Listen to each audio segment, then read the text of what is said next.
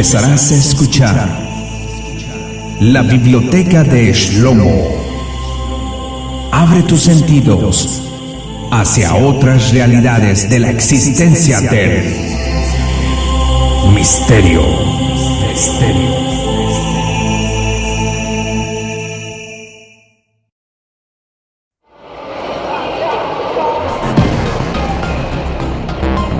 Empezarás a escuchar la biblioteca de Shlomo. Abre tus sentidos hacia otras realidades de la existencia del misterio.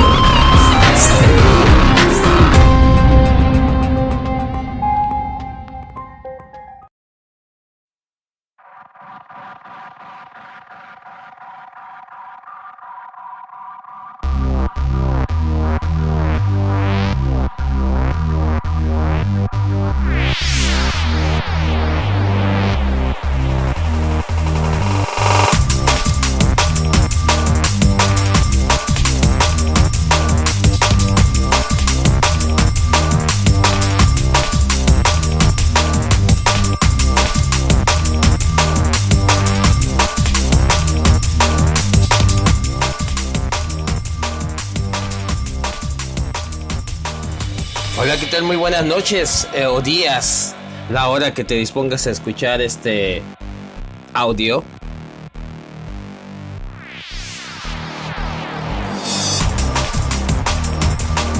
Esto es la biblioteca de Salomón. Y bueno, día 2 de septiembre del año 2017. Y día 3 de septiembre del año 2017, el cual ya estamos iniciando desde aquí, desde Norwalk, California. Bueno, para mí es un privilegio estar contigo en este día, la hora que te dispongas a escuchar este audio.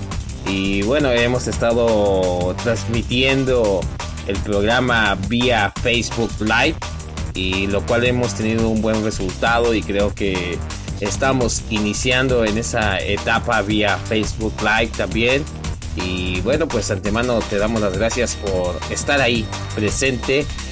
Me sería imposible pronunciar todos los nombres en este momento, pero tú que estás ahí siempre presente a escuchar nuestras temáticas, a acompañarnos en este camino que es el misterio, en donde vamos a platicar sobre diferentes temáticas. Y bueno, el día de hoy quiero platicarte sobre qué es la parapsicogeometría, cómo nos influye psicológicamente, indirectamente, la geometría, ya que estamos en nuestro segundo tema sobre la geometría sagrada. Y bueno, se dice que hay leyes en geometría sagrada que dan sustento, forma y coherencia al sistema de la vida.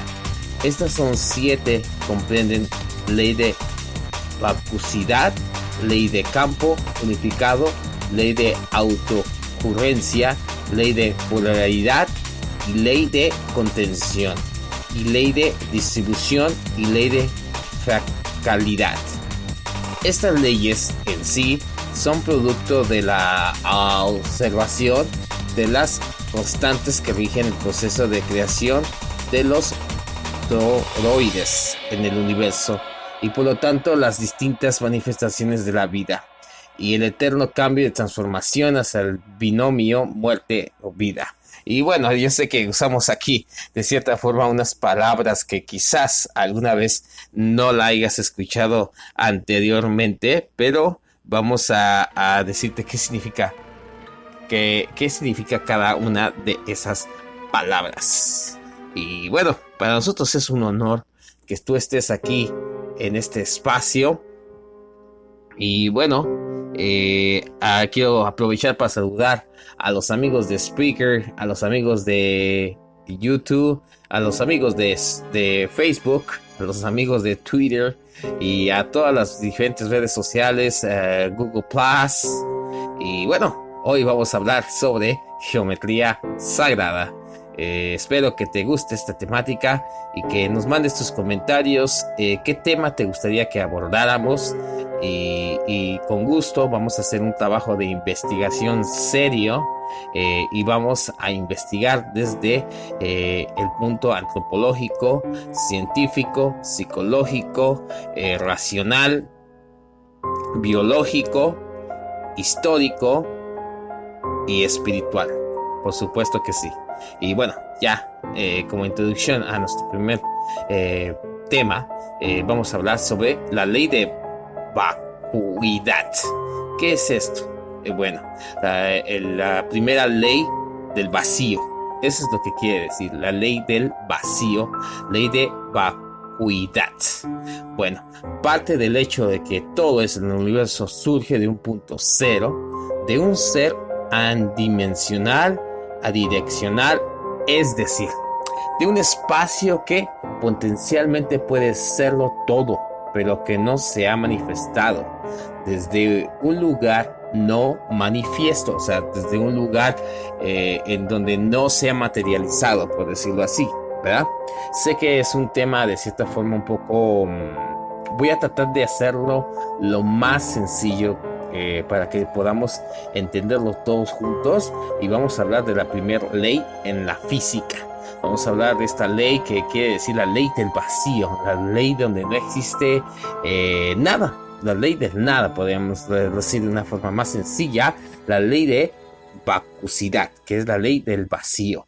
Nos permite comprender que toda parte del vacío regresa al vacío, o sea que todo lo que deja de existir regresa a lo no existente. En pocas palabras, aquí nos referimos a un vacío como cuando decimos que me siento vacío por no tener rumbo ni destino en la vida. Si a un vacío fractal, un vacío luminoso, un vacío donde en potencia puede encontrar la totalidad de experiencias en el universo. Por ejemplo, el vacío ocupa aproximadamente el 98% de volumen del universo, y la materia brillante conocida como tal al 2% restante. O sea, ¿qué te quiero decir con esto?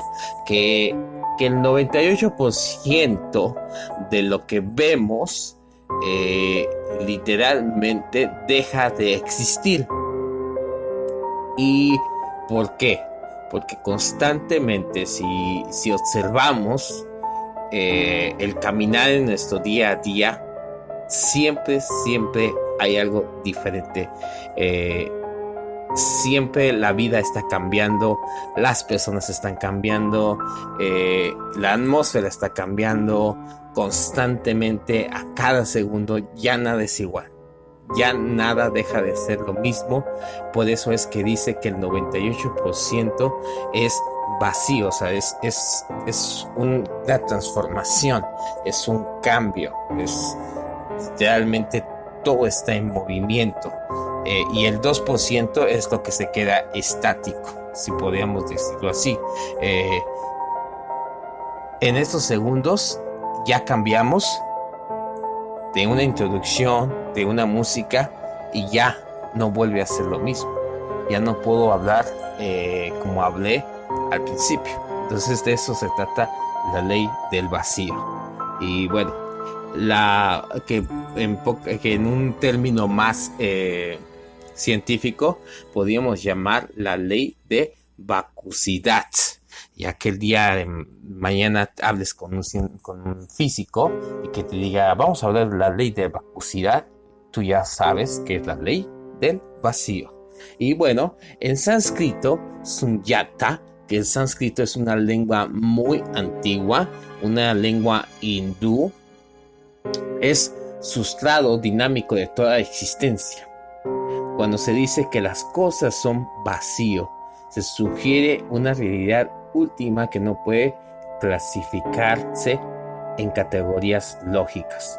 Todos los fenómenos están en esencia vacíos de toda sustancia propia, ya que en un sentido no son más manifestaciones pasajeras, en una corriente de manifestaciones sin fin, pero a pesar de que Sunyata no tenga forma, lo impregna todo. El vacío relacionado con el número 0 tiene connotaciones enteramente receptivas para que pueda concebirse la vida humana.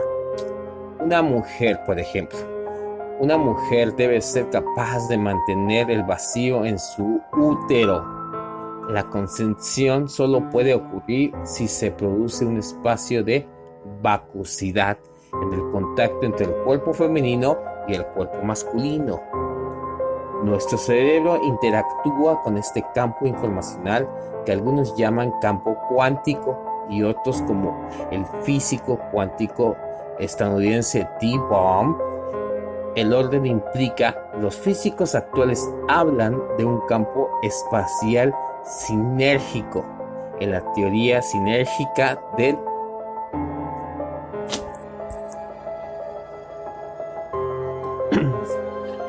renombrado y desaparecido científico mexicano G. Greenberg.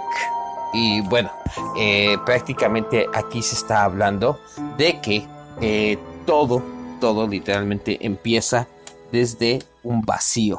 O sea, nada empieza a formarse, la vida misma se empieza a formar de la nada, ¿sí? Y que es algo que como seres humanos, como personas racionales, conscientes que somos, nos cuesta mucho poder comprender por qué la vida está cambiando constantemente y nos cuesta mucho trabajar con el aspecto de los apegos, ¿sí? Lo digo porque el día de ayer fui a un lugar y bueno, dejé mi teléfono por unos segundos y alguien me lo robó, ¿sí? Y por ese momento que me robaron el teléfono, traía toda mi información personal, mi trabajo, qué hago yo personal, cosas muy personales mías que son muy importantes para mí. Y es ahí donde realmente me encontré sin nada, en cero. Desde ahí, desde cero. Y estaba cambiando radicalmente la vida para mí, por ese momento. Entonces me di cuenta que he sido una persona muy apegada o dependiente a un aparato, ¿sí? En lo cual yo creo que a cualquier, el 98% el 99% de la humanidad le cuesta mucho soltarse a los apegos, ¿sí? Y de esto es lo que está tratando la psicogeometría, ¿sí? Cómo es que el ser humano es capaz de reiniciarse desde la nada, pero pensamos muchas veces que lo que tenemos o lo que vemos o lo que sentimos es realmente la realidad. Y bueno, continuando hablando con esta temática, la ley del vacío o ley de vacuidad implica que todo el universo existe potencialmente, que el origen de la vida solo puede darse en el momento que la conciencia crea un espacio negativo. Es decir, carente de toda información o sustancia, y en esa carencia, en ese espacio potencial, surge la vida. Y déjame te lo repito una vez más. La ley del vacío, la ley de la vacuidad implica que todo el universo existe potencialmente, que el origen de la vida solo se puede darse en el momento en que la conciencia crea un espacio negativo. No estamos hablando de un espacio negativo en el aspecto de pensamientos negativos o de una situación negativa. No estamos hablando de la nada, de que realmente, es decir, carente de toda información o sustancia, y esa carencia, en ese espacio potencial, surge la vida, que prácticamente la vida surge de la nada, ¿sí? Y bueno, en esa etapa del proceso de creación, si fija un lugar, un espacio donde se ansia un punto cero, un lugar donde la energía va a explorar parapsicológicamente. Cuando se trata incorrectamente esta ley, la persona vive un punto de anclaje, sin un punto de base, sin una vocación sobre la cual pueda volcar su vida. El primer paso entonces es fijar un punto cero, un punto de implosión y explosión y un eje de giro, que prácticamente lo que te está diciendo es de que simplemente la vida empieza desde el cero, desde la nada. Eso es lo que está hablando las leyes de la física, las leyes del universo, las leyes universales. De eso se trata este programa de la psicogeometría. Pero ¿qué tiene que ver la geometría con toda esta teoría? ¿Sí?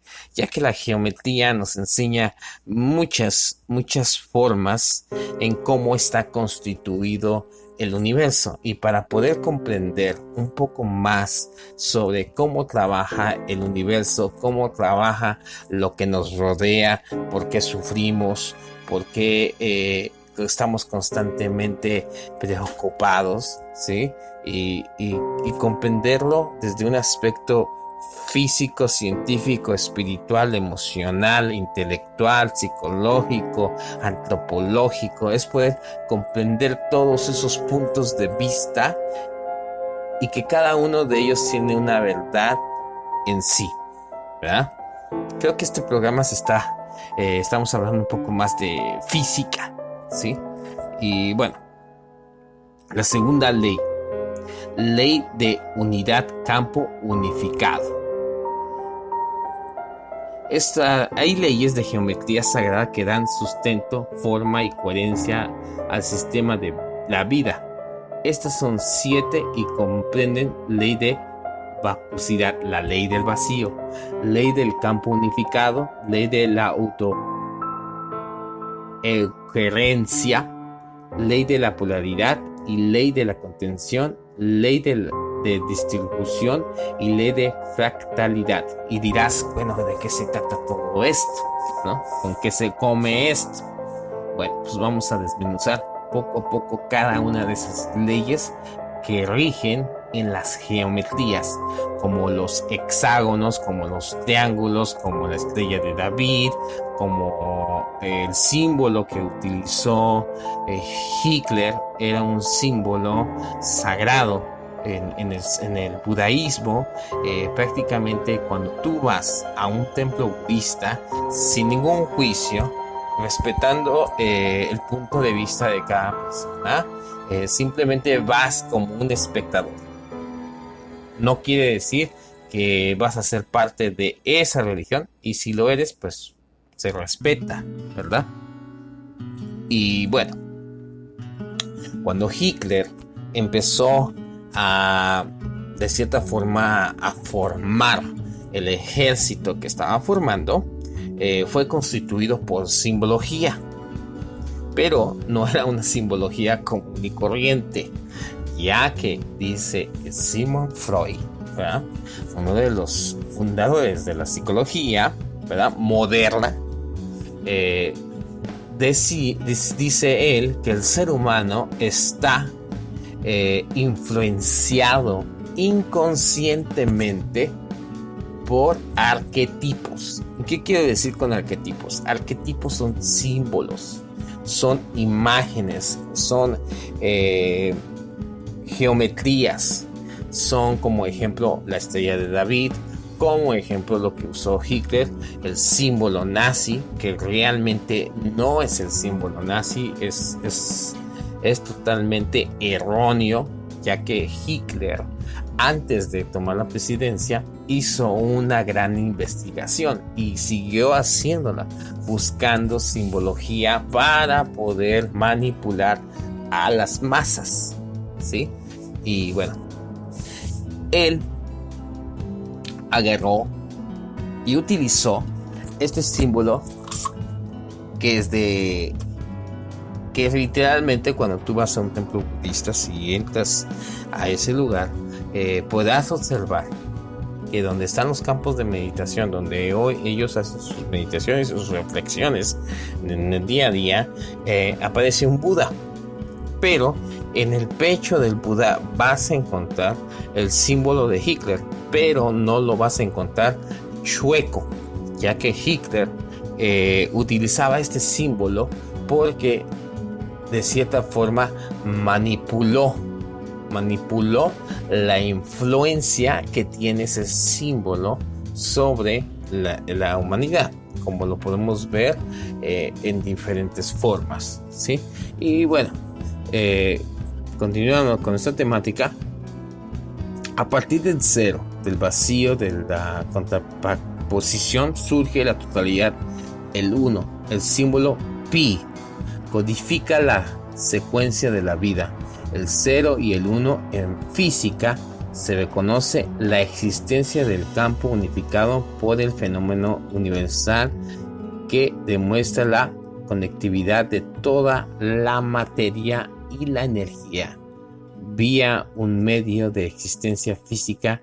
En esta disciplina, la teoría del campo unificado, aún en desarrollo, es un tipo de teoría de campo que permite que todas las fuerzas fundamentales entre las partículas elementales puedan ser escritas en términos de un solo campo teórico descriptivo.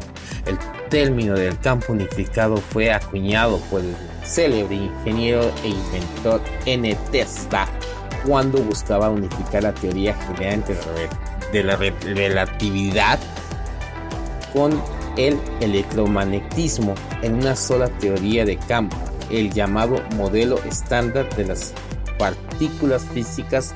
Es una teoría que describe tres de las cuatro interacciones fundamentales entre las partículas elementales que crean la materia. Es la llamada teoría del campo cuántico.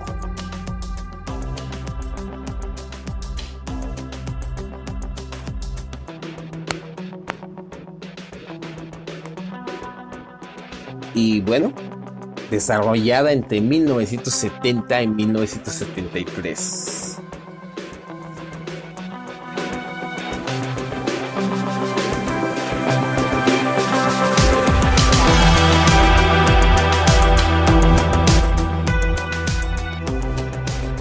Que es consciente tanto con la mecánica cuántica como la relatividad. Sin embargo, la teoría del modelo estándar aún no está completa, pues no incluye la gravedad. ¿Qué te quiero decir con todo esto? Te quiero decir que la física cuántica, el cuántico, está conformado por cuatro campos energéticos. Ya Tesla había hablado de esto. ¿Y qué te quiere decir con la energía cuántica? Te quiere decir que existe una teoría muy sólida de Tesla y que la reafirmó Einstein. Quiere decir que existe la posibilidad de quebrar la velocidad de la luz, así como lo escuchas. Un pensamiento puede viajar más rápido que la velocidad de la luz misma. En milésimas de segundos. Una memoria se conecta en milésimas de segundos una con otra. Bueno, pues mañana en estos días vamos a hablar ya sobre las memorias. Pero bueno, continuando con nuestra temática, para ellos, los científicos tienen que considerar un modelo de geometría fractal con múltiplos y submúltiplos de phi, como cierta forma lo propone el doctor estadounidense de física teórica Meme Kaku. La teoría de campo de puertas que incluye la base de toda sustancia. El hiperespacio es una forma de espacio que tiene 4 o más dimensiones. El término aparece tanto en geometría como en la descripción informal de las ciertas teorías físicas Las cuerdas están ensambladas en una estructura de supersimetría que permite comprender que vivimos en un universo de 10 o 26 dimensiones. Y porque el universo de 10 dimensiones se partió en 4 dimensiones espaciotemporales.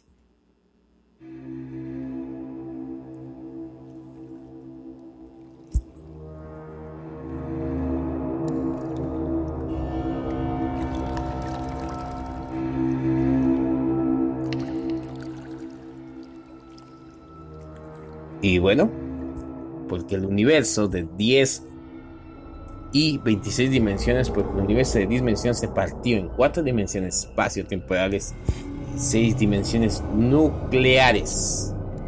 Probablemente la unidad se escindió en una partición áurea con 2 sectores, uno 0, 6, 18 y el otro de 0, 3, 82. ¿Qué te quiero decir con esto?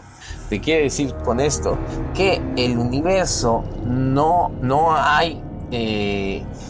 solamente hay 5 dimensiones, sino hay 26 dimensiones.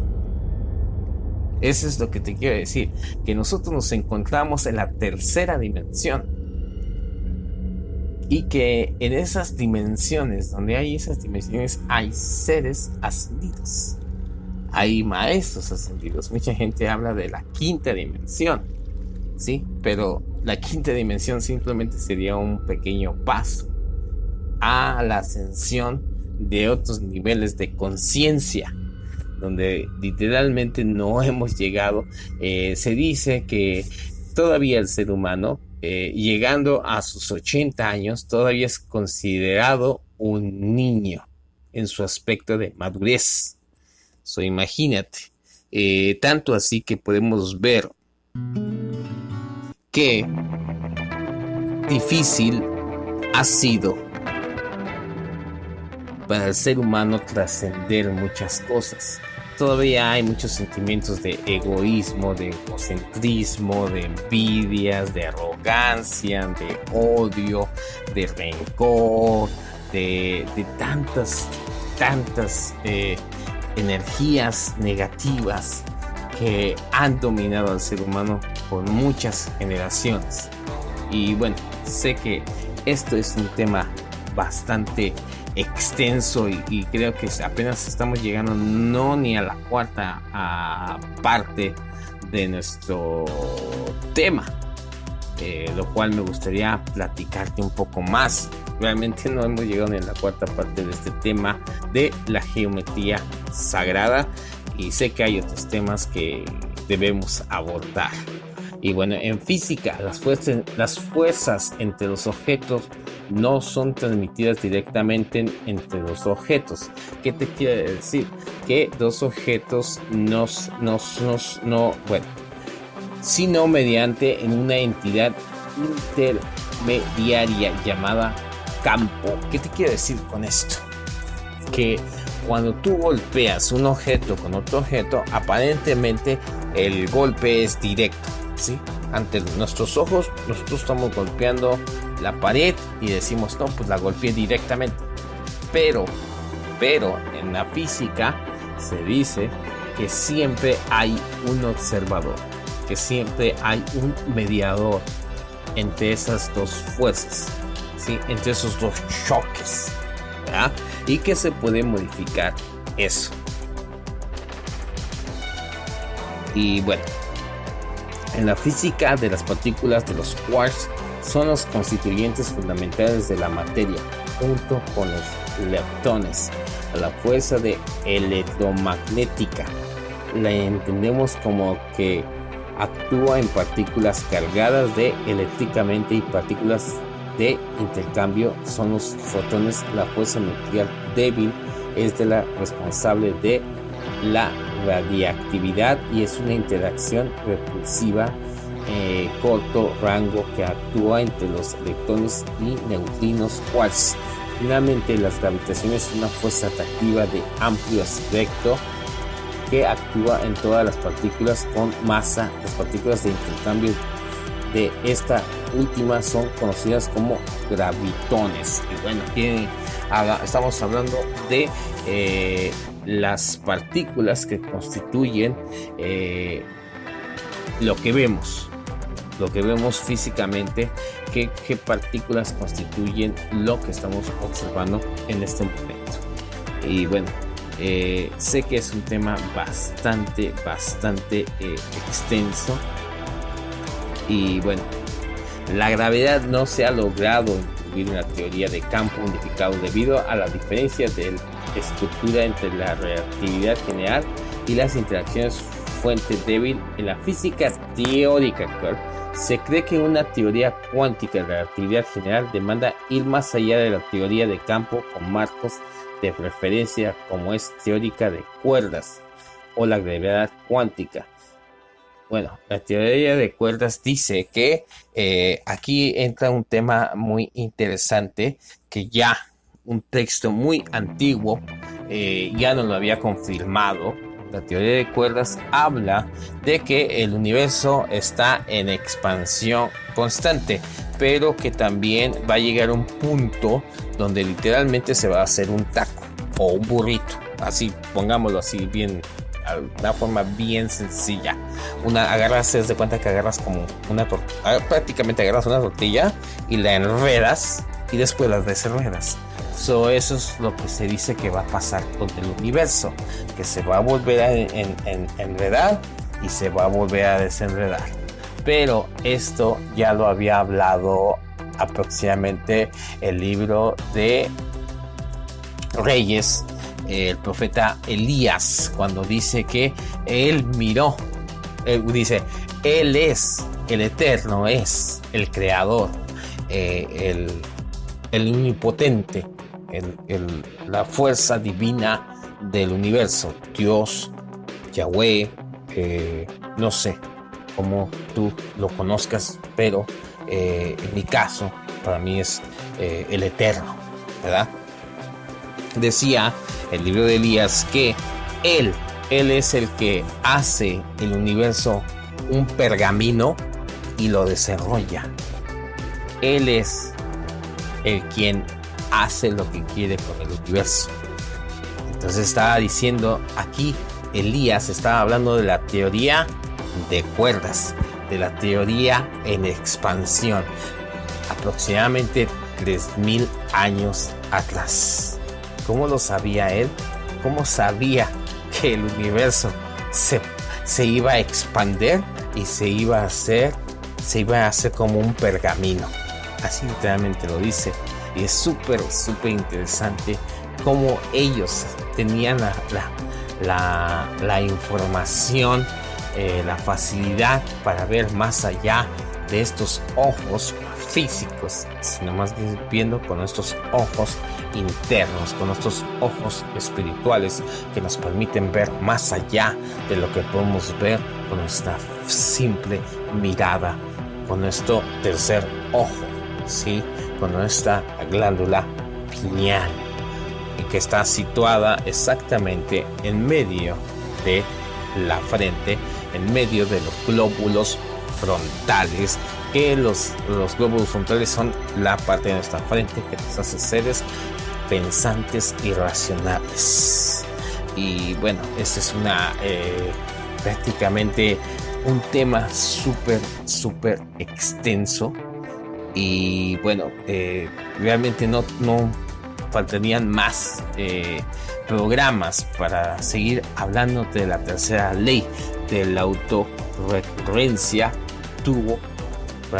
Ahora bien, existe la tercera ley, la ley de la autocurrencia, que ocurre cuando la espiral áurea que surgió en el vacío completa el ciclo y recorre sobre sí misma.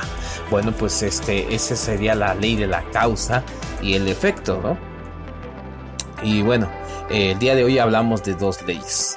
La ley de la unidad del campo unificado, que quiere decir esto, que nada está separado de sí mismo, que todo el universo está unificado, que siempre vamos a estar unificados con algún ser querido, que aparentemente o con alguien que ya no existe en este plano físico, siempre vamos a estar conectados con él. ¿Cómo? A través del pensamiento, a través del sentimiento, a través de los sueños, a través de eso que realmente nadie lo ha visto, pero sí se ha visto manifestado, una palabra muy hermosa que se llama amor. Esta es la segunda ley de la unidad, campo unificado, que nada está separado, que todo es una unicidad. Y bueno, esto fue la segunda ley. La primera ley fue la ley del vacío. Lo podemos ver en un pasaje muy peculiar que dice: y en el principio era el caos, era el vacío, era la nada, nada existía, todo hecho era un caos. En otras versiones dice que nada existía, que existía solamente la nada, solamente el cero. Por eso es que el número 0 está considerado el número del infinito. Y bueno, nos quedan prácticamente 6 leyes más. Hablamos hoy la ley del vacío y la ley de la unicidad, cómo todo se forma de la nada y cómo todo está unificado, que aparentemente pensamos que todo está separado, y esto es parte de la geometría sagrada y la psicogeometría. Bueno, prácticamente está hablando de nuestros pensamientos, nuestras emociones y cómo todo está cambiando constantemente, y del apego. Bueno, pues continuando con nuestra temática,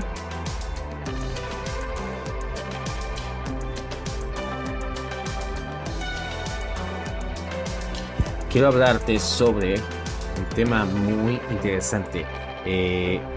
Guerras entre vikingos y aztecas. ¿En qué momento sucedió este acontecimiento? ¿En qué momento la historia nos cuenta esto? Y bueno, quiero agradecer a los amigos de Código Oculto y a los amigos de Borderland Ancestry, donde nos siempre están aportando, ¿verdad? Con información súper valiosa. Y bueno, guerras entre vikingos y aztecas en el México precolombino. ¿Cómo puedes imaginar que los vikingos de Noruega, ¿verdad?, el continente europeo, pudieron haber llegado hasta tierras americanas, hasta tierras mexicanas? ¿Cómo te imaginas esto? Pero bueno, vamos a hablar. Dice: visitaron los vikingos el México precolombino. ¿Tú crees que los vikingos visitaron el México precolombino, el México de hace 2000, aproximadamente 1500 a 2000 años atrás? Y bueno, las imágenes de hombres blancos en las pinturas murales de Chichén Itzá, en el templo de los guerreros, probablemente representen a vikingos, los principales navegantes europeos en la época que fue construido el templo. Este hecho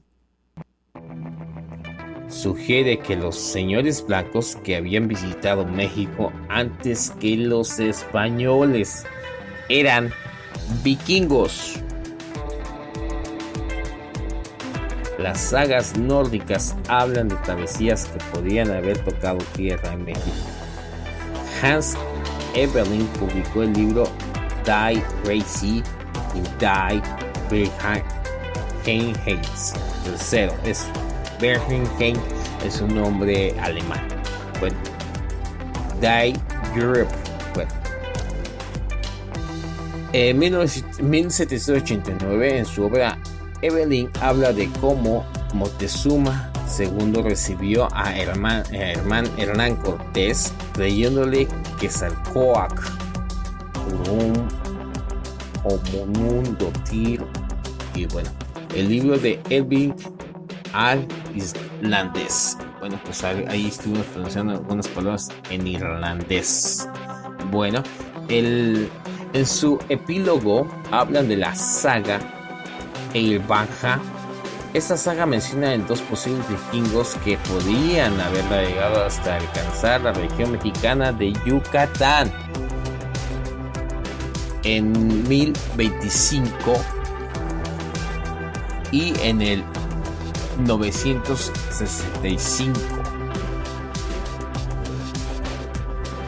Thorsen asegura que la saga de Eilbaja describe como Bjorn, el gran guerrero vikingo, navegó rodeando Irlanda hasta desembarcar en México. Un grupo de vikingos se dirigió a tierra en un bote de remos. Ilustración. Existen también estas tradiciones en las sagas nórdicas que mencionan que en los años 965 o 986 Ari Marson zarpó de Irlanda con la intención de alcanzar Groenlandia. Cuenta la historia que el barco de Marson se encontró en un mar embravecido y que una tormenta le alejó de su rumbo. En 6 días llegó a México. La saga de Eilbaja y el viaje de Ari Marson podrían explicar cómo llegó por primera vez el hombre blanco a Yucatán. Así como lo estás escuchando. El retorno de los señores blancos. Muchos investigadores afirman que decenas de miles de indígenas ayudaron a Hernán Cortés a someter a los mexicas, a los aztecas, en 1519. Formaron una confederación de pueblos muy diversos que deseaban sacudirse el yugo azteca. Pues prácticamente hubo ahí una conspiración. Algunos expertos creen que tribus se unieron a los conquistadores para derrotar a los aztecas porque representaban el retorno de los señores blancos. Imagínate, representaban el retorno de los vikingos, así como lo escuchas. Ya es otra parte que la historia muchas veces no cuenta. No cuenta esa parte de la historia. Que pues en sí, aquí la estamos platicando, estamos charlando junto contigo. Quizás no sabías esta parte de la historia de México. Si tú eres de México o de la Ciudad de México o eres de algún otro país, pues te platico un poquito sobre esta historia que pocas veces aparecen, o más bien nunca aparecieron en los libros de historia de primero de primaria o en secundaria o en preparatoria.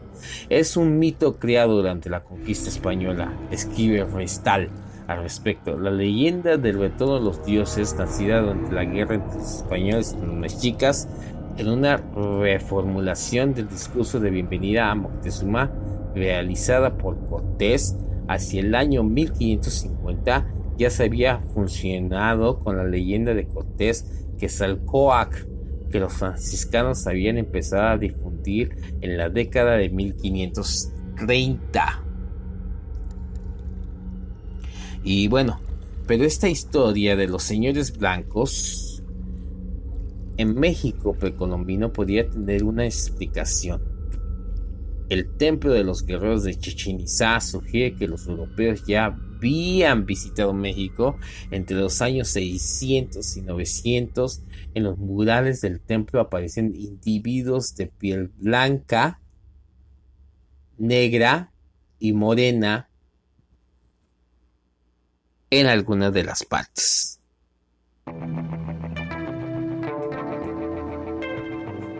Se observan blancos combatiendo y también cautivos de los negros, de la raza negra, que prácticamente el esclavismo, ¿verdad?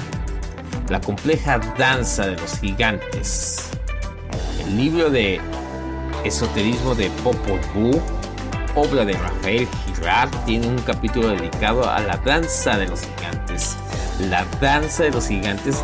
Esta danza maya parece representar un conflicto precolombino entre blancos y negros en México. Y lo podemos ver que hay comunidades de raza negra en México. Antes de que ellos llegaran de Inglaterra en embarcaciones cuando se celebra en los Estados Unidos el 4 de julio. ¿Sí? Día de la Independencia de los Estados Unidos o el Día de Acción de Gracias. Ya existía comunidades de raza negra en México. ¿Cómo es posible eso? ¿Sí?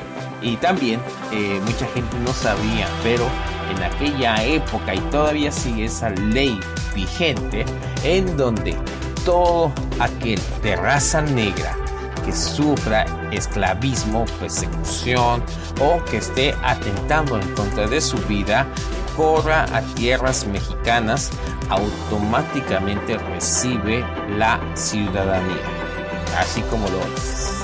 Son leyes que han existido y que están muy ocultas para que mucha gente no lo sepa, ¿sí? Así como en Estados Unidos existen leyes humanitarias, así también existen en México, pero desgraciadamente la gente no está muy bien informada, pero esta es la historia y no es solamente un cuento que a alguien se le ocurrió. Y bueno, este resulta bastante revelador. En el Girar habla de la danza de los gigantes negros. La danza de los gigantes negros explica la razón por que los otros pueblos indígenas se unieron a los españoles para destruir a la nación azteca. La descripción de la danza de los gigantes que hace Girar es sorprendente. Vamos a ver esta. Dice, el episodio siguiente aparecieron. Significan las vicisitudes sufridas por el gigante blanco que ha caído en manos de su rival.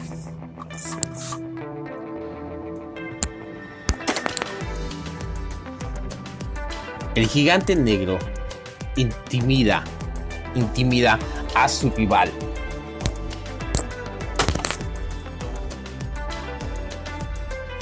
Golpeando furiosamente el suelo con su espada mientras realiza gestos y movimientos amenazadores con la intención de alcanzar o herir al gigante blanco, que se defiende lo mejor que puede, intentando esquivar y responder a sus ataques. La batalla se interrumpe a intervalos.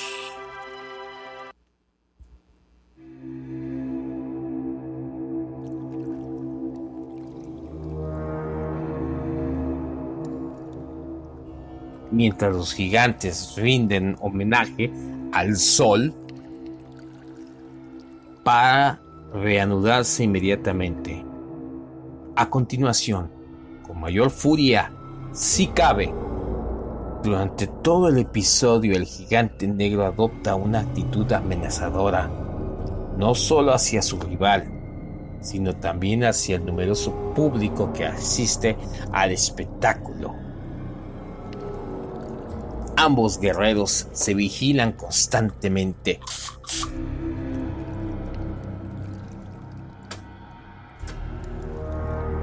Intentando sacar partido del más mínimo error de su adversario.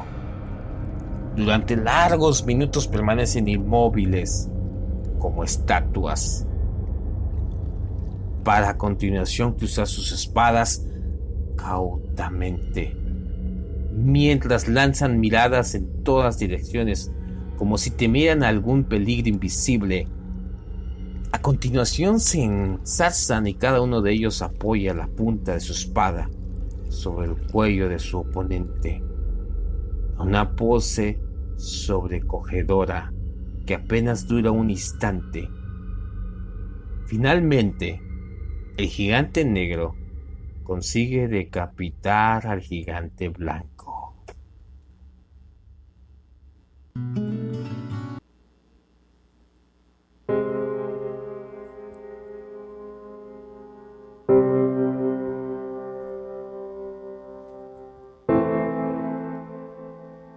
porque es más poderoso.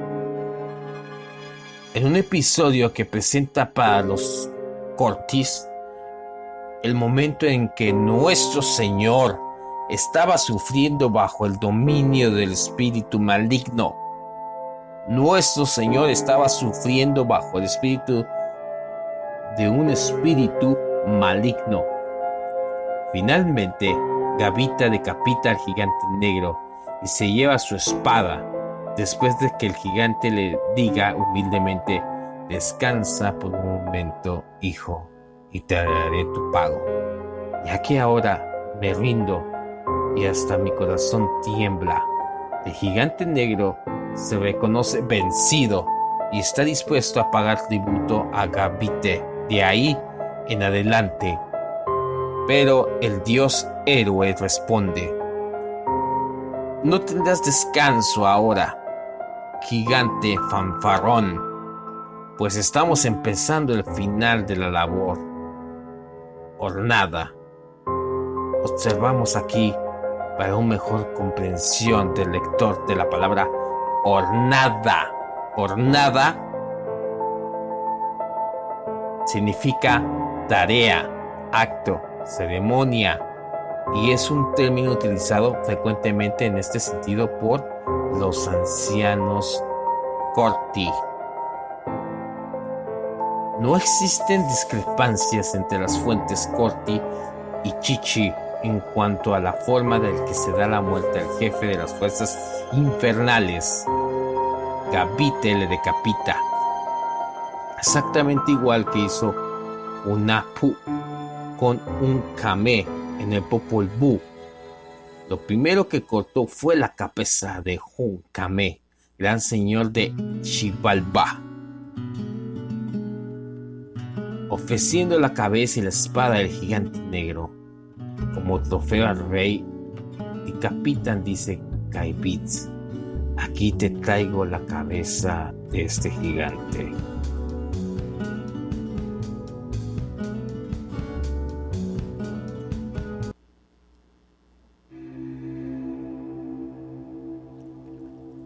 Con la hoja de acero de su espada arrebatada en la batalla vencerá el mundo entero, ya que si no la dominas, ella te dominará a ti. Los murales de Chichén Itzá indican los pueblos indígenas que salieron con los negros cuando los blancos intentaron por primera vez invadir México. Sin embargo, parece que más tarde se dieron cuenta que los gigantes negros eran arrogantes y fanfarrones, y decidieron prácticamente ponerse en contra ellos, aunque en un principio les habían ayudado a derrotar a los vikingos. Prácticamente los aztecas lucharon en contra de los vikingos a través de la raza negra. Se unieron fuerzas para que ellos pudieran derrocarlos, y llegó un punto donde la raza negra se creyó el rey de todo el imperio azteca, imagínense. Y he aquí donde literalmente los aztecas comprendieron que no podían cederle más poder del que no podían tener.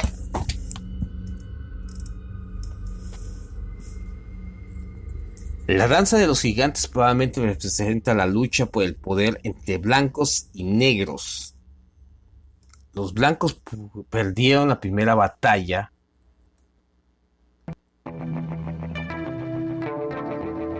como se observa en algunos murales del Museo de Yucatán, en Chichén Itzá, pero los pueblos mayas habían sido utilizados como peones por los negros. Imagínate, algunos de los pueblos mayas ya eran esclavos de los negros para derrotar a los blancos. En uno de los murales se puede ver a un hombre de cabellos rubios a punto de ser sacrificado por dos hombres negros. Aunque muchos de estos pueblos indígenas se habían aliado con los negros en su batalla contra los invasores blancos de épocas precolombinas, para el tiempo en que los españoles llegaron a México, Los señores negros, es decir, los aztecas, estaban maltratando el resto de los pueblos indígenas.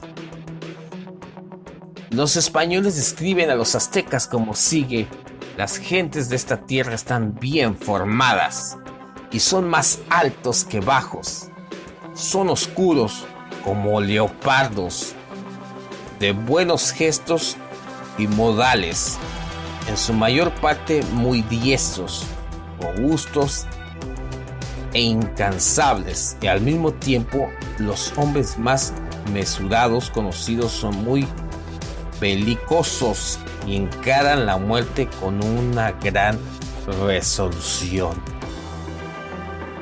Imagínate cómo Hernán Cortés iba a pelear con estos tremendos guerreros, los guerreros águila. Las evidencias arqueológicas, descripciones en mayas y españoles e ilustraciones de los códices indican que los aztecas podrían haber sido el pueblo de piel negra.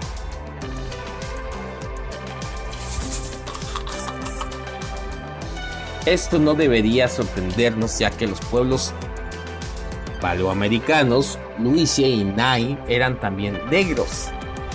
Además de la descripción de las crónicas españolas en la que se dice que los aztecas eran negros, como leopardos y jaguares. Los mayas llamaban a los aztecas Xilán, de caballos rizados, encrespados, algo característico de los africanos subsaharianos. Por otro lado, se pueden observar individuos de raza negra o africanos en varios códices mexicanos, entre ellos el Códice Telleriano y el Códice Mendoza. Te voy a dar el nombre del Códice Telleriano y el Códice Mendoza, para que tú puedas buscar estos códices, y es muy fácil hoy en día buscarlo en Google y puedas tú verificar esta información que te estoy proporcionando. Recomponiendo las piezas. Resumiendo, parece que el personaje de la danza de gigante llamado Gavier representaría a los españoles. El gigante negro derrotado por Gavier sería un símbolo de los aztecas, identificados por mayas y españoles como negros y reventados en los códices como un pueblo cruel que maltrataba a las tribus de la región. Los blancos que desembarcaron de Chichén Itzá eran vikingos. Los vikingos fueron diestros navegantes que llegaron a muchas naciones de Europa, incluida Gran Bretaña. Es posible que navegaron por el Atlántico, se hubieran extraviado por una tormenta hasta alcanzar lo que hoy es México. Y bueno, esta es la historia. Como indica Denis Teklock, el Popol Vuh, el libro maya del nacimiento de la vida. No sabían dónde se dirigían. Hicieron esto durante largo tiempo. Cuando estaban allá en las praderas, el pueblo negro, el pueblo blanco, gentes de muchos rostros, muchas lenguas, en la incertidumbre al límite del horizonte. Libro del Popol Vuh, página 149 y 150, en mención de blancos y negros en el Popol Vuh, confirma la diversidad de razas que se observa en las pinturas murales de Chichén Itzá.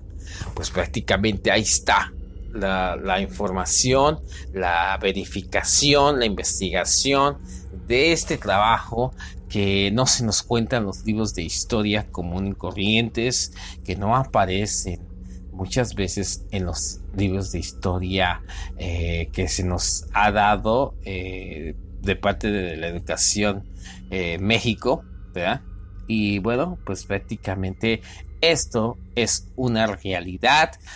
Hubo una guerra entre raza negra y raza blanca en tierras mexicanas, y bueno, se dice que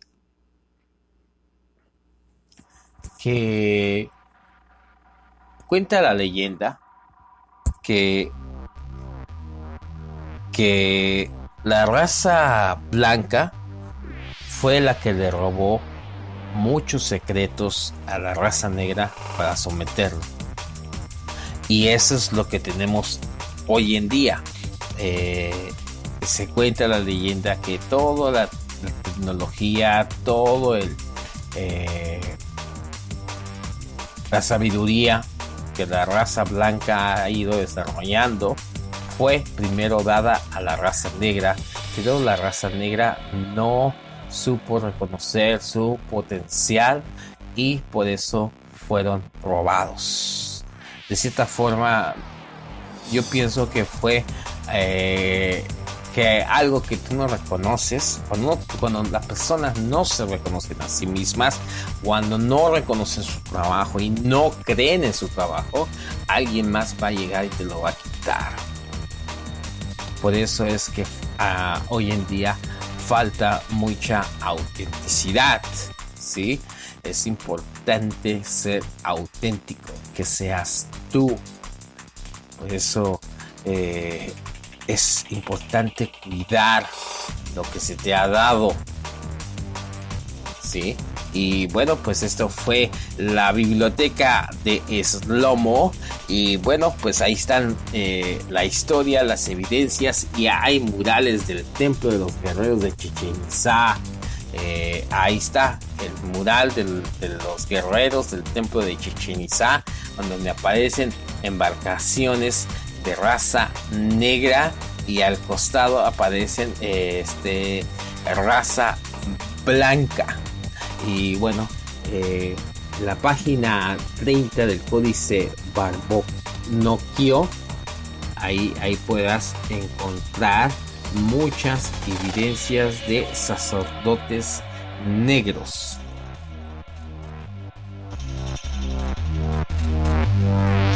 Y bueno, por mi parte fue todo. Esto fue la Biblioteca de Salomón. Gracias por tu sintonía. Ser tu ser te presentó la Biblioteca de Salomón. Mi nombre es Misael García. Para mí fue un privilegio estar contigo y muy pronto vamos a tener muchas sorpresas, invitados de honor. Vamos a trabajar en un proyecto muy ambicioso que traemos entre manos. No te lo digo hasta que ya realmente lo tengamos concretado, porque no te quiero quedar mal. Y bueno, pues para mí fue un privilegio estar contigo en este día, en esta noche. Gracias a todos los amigos de Facebook que se están integrando y que le han estado dando likes, que le han estado dando share, que nos están comentando, que están ahí a los que están viendo este video en este instante. También te doy las gracias. Mi nombre prácticamente ya lo sabes. Y bueno, pues nos vemos la próxima vez para seguir platicando sobre estas temáticas que tanto nos apasionan en el día a día. Hasta la próxima.